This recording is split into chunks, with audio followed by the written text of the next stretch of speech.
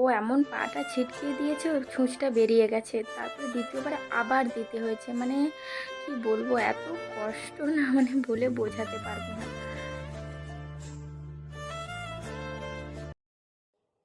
এখানে দেখতেই পাচ্ছ সকাল সকাল আমার সব রান্না কমপ্লিট হয়ে গেছে। এখানে দেখো মুগের ডাল করেছি, আলু পোস্ত আর শাক আর কচুর বড়ি দিয়ে তরকারি করেছি। আজকে না বেগুন ছিল না, তাই বেগুন দিতে পারিনি। তো পুনকা শাক আর কচু কিছু ছিল, সেটা দিয়ে বড়ি দিয়ে তরকারি করেছি। আজকে আর সেরকম কিছু বানাইনি। আর এখানে দেখো ঐশীর বাবার জন্য টিফিন বানিয়ে দিয়েছি, একটু চাউমিন করে দিয়েছি। আর ঐশী বায়না করছিল আজকে আমাকে একটু ম্যাগি করে দাও, তো ওকে ম্যাগি করে দিয়েছিলাম, ও ঠাম্মির কাছে খেয়ে নিয়েছে। আর এখন দেখো বসে বসে একাই খেলছে বেড়ালটা নিয়ে। তো ওকে আমি ডাকতেই ও আবার তাকালো, এই যে দেখো।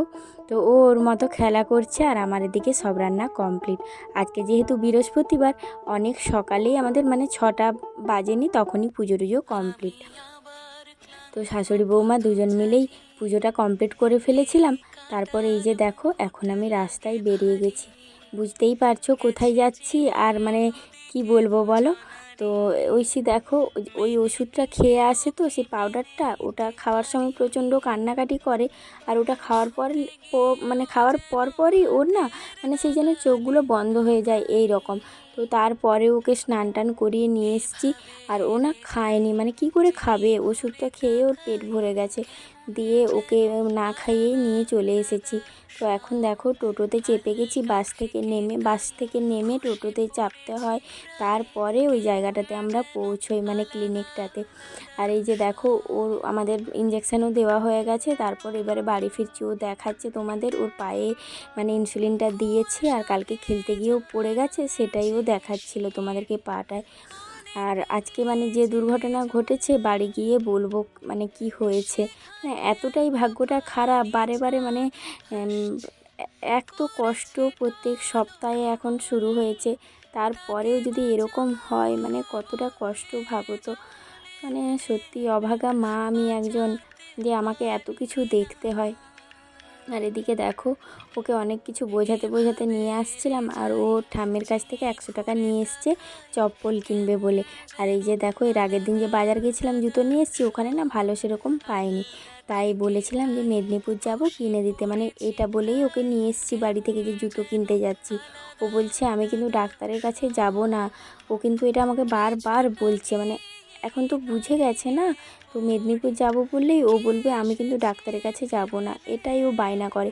তারপর যখন ইঞ্জেকশানটা ফ্রিজ থেকে বার করলাম, বরফটা নিলাম, তখন বলছে কেন এগুলো নিচ্ছ। আমি বলছি আমাকে ভ্যাকসিন দেবে বাবা, তোমার জন্য নয়। বলছে আমাকে দেবে না তো, এরকম করে ও আমাকে বলছে। জানো তো কি বলবো, এত কষ্ট হয় আমার।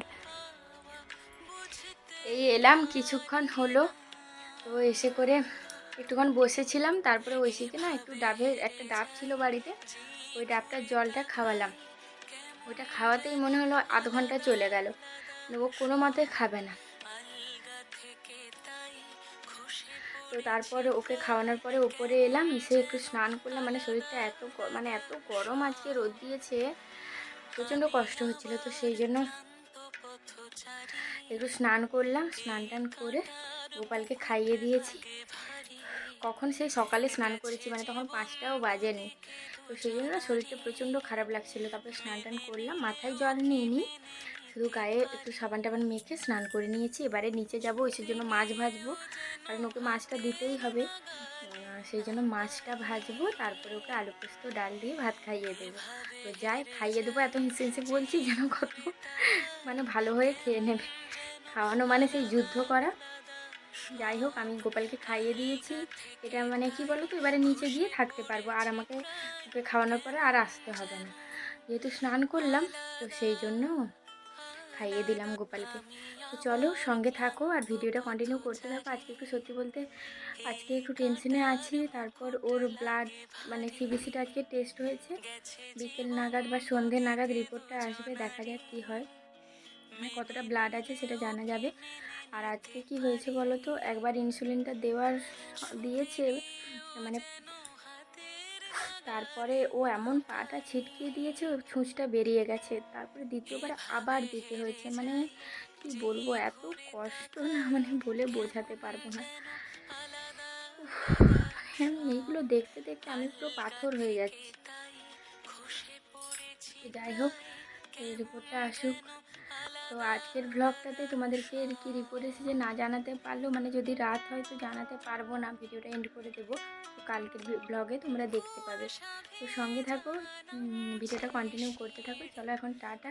ফ্যানটা অফ আছে, ওপরে আছে, তো দেখো পুরো ঘেমে যাচ্ছে। তো চলো যাই নিচে, মাছটা ভেজে নিই।